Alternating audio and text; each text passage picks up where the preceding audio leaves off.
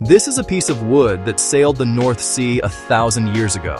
And this is a piece of wood from your local hardware store, struggling to survive a single decade. We pour chemicals on our lumber to protect it, while the Vikings, with no labs or factories, created wood that outlived empires. Their secret wasn't a magic potion. It was a profound understanding of 3 natural laws that we've largely forgotten. Law number 1. Starve the invader. Vikings didn't just chop down any tree. They practiced strategic harvesting, cutting oak and pine in the dead of winter when the sap, the food for fungi and insects, was dormant deep in the roots. They started with wood that was already half preserved by the season itself. But the real genius was law number 2. Reinforce the fortress. They didn't just dry wood, they transformed it. One key method was controlled charring. By carefully burning the surface of timbers used in posts and ship planks, they created a layer of carbon. This charred crust was indigestible to rot and acted as a hardened, waterproof shell. It wasn't destruction, it was strategic reinforcement.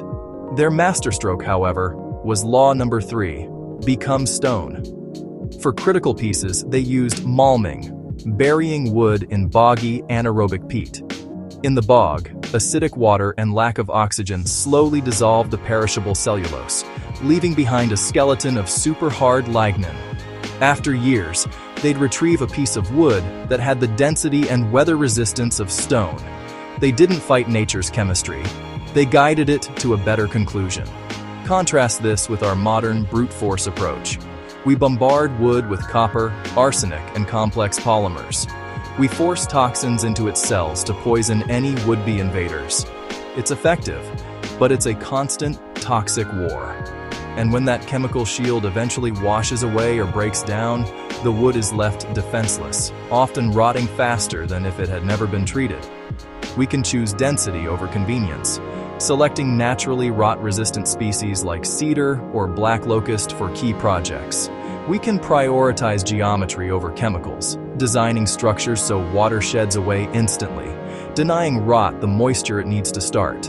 And we can reclaim the mindset of permanent craft, where the goal isn't just to build, but to build something that tells its story to our grandchildren.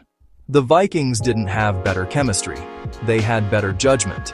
They asked not just, how do we protect this wood, but how do we help this wood become its most resilient self?